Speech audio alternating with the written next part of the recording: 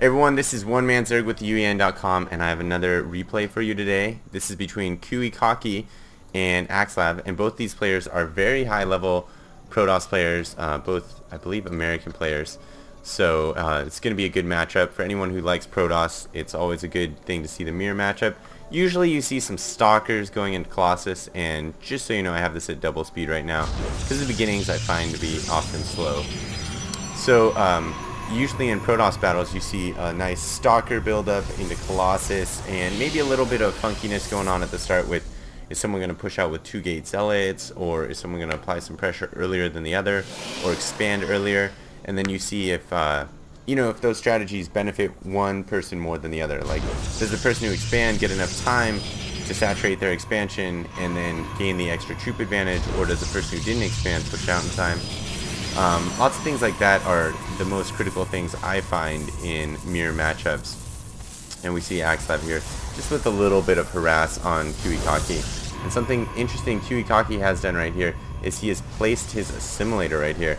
So oftentimes Protoss are gas heavy, and putting an assimilator down on your opponent's gas in a mirror matchup might be beneficial to you. And we see Kiwikaki only on 1 gas right now, so not actually benefiting him much right now, because if he were to go on 2 and then AxSlav were on 1, he could use that gas. That would be positive, but since he can't, and it looks like AxSlav's probably going to get a Zealot out pretty soon to take that down, but right now just chasing this probe round.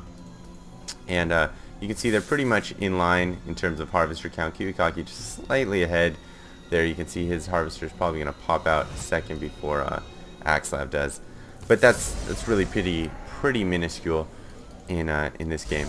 And then we'll see, is he going to get that second assimilator soon? He's dropping a robotics bay, which let's see if AxSlav catches that.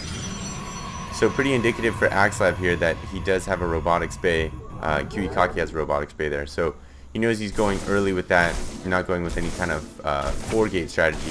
Most likely he could always cancel the robotics and then drop some gates and then drop the 4-gate warp-ins. But not likely to happen. And here AxSlav is knocking down that assimilator, and you can see the assimilator has a decent amount of vision.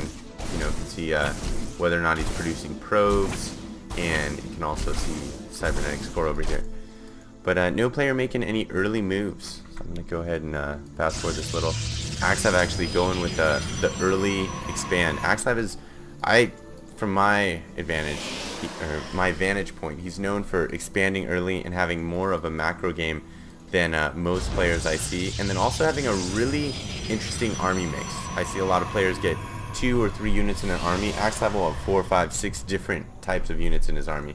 And here Kiwikaki going with a couple more gateways in here and getting his warp gate research. And we see AxSlav doesn't actually have his warp gate research right now. So kind of interesting, but that's probably because he's expanding early, and you can see he's just getting a 2nd gateway right now. So he is behind in production. But if we look at the units tab, they're neck and neck in probes. And actually AxSlav might have a bigger army in terms of Stalker and Sentry. So let's check out that tab. Yeah, slightly larger. But that's only because Kiwikaki got these, going to turn them into warp gates, and then he'll start the action of producing his massive army at that point. But he is going with some Immortals early, so probably expecting AxSlav to get a lot of Stalkers early. I don't see, he hasn't seen this expansion, so he doesn't know that AxSlav's expanding. I think he's just kind of on a whim there, going with those Immortals, and he does see this coming in. So AxSlav knows he's going to be under a little bit of pressure, and he doesn't quite have the units right now, so you can see he's trying to pump out a couple units, and he's getting his warp gate. There he goes. Forgot his warp. So Kiwikaki pushing in, but those Zealots are easily going to be thwarted by a couple nice force fields, and the Immortal obviously doesn't do very high damage versus them. 20 versus normal, 50 versus armored. And then AxSlav looks like he's just buying his time. This is something I think a lot of players can learn from, is a lot of the pros, when they're in a pressure situation, they don't freak out. They don't rush in all their units to try and kill it immediately. They say, hey, what am I going to need to do to take out this army? And that's what AxSlav's doing right now. But 2 Immortals in here, really applying a lot of pressure. And AxSlav pulls out some probes. He's going to try and chase this army away. Those probes are actually faster than the Immortals, so they will be able to chase him a little bit. And AxSlav just trying to buy some time and not lose that economic advantage that he has right now. And Kiwikaki dropping his expansion right now. knows he's got to catch up economically, but knows too that he's got to apply this pressure. And you can see in terms of probe count, they are really still neck and neck.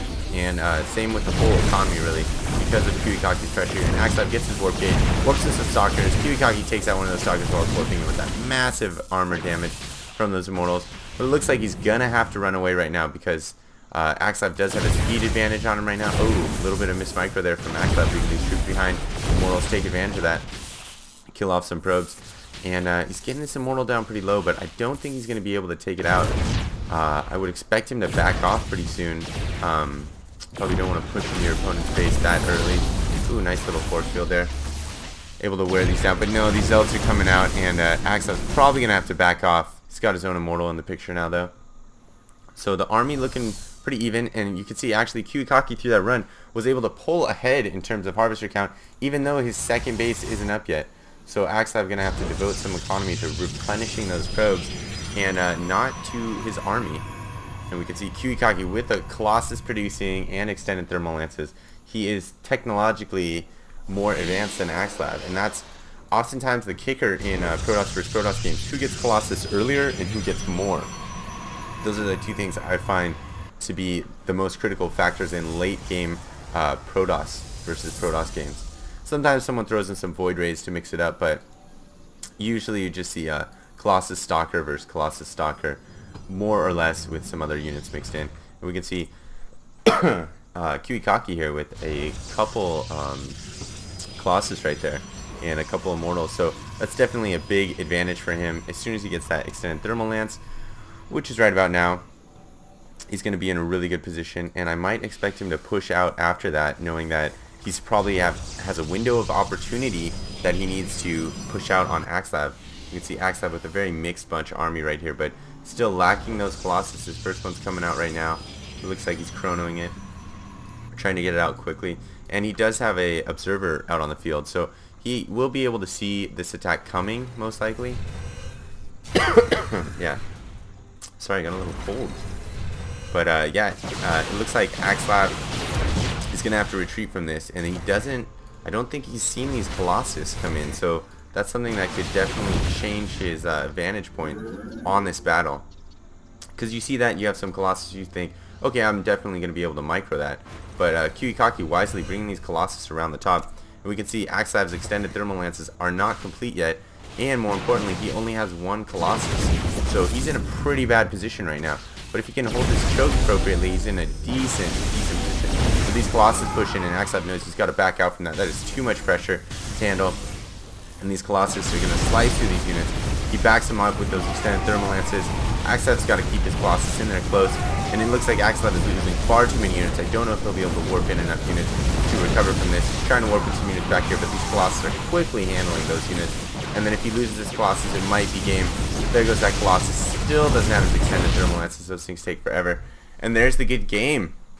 So Kiwikaki did some very nice play there. Notice that AxSlav expanded early and took that window of opportunity to knowing he had a bigger army to push in on AxSlav, do some economic damage, and then at the same time tech up and get his own expansion. So Kiwikaki really played that very well against AxSlav.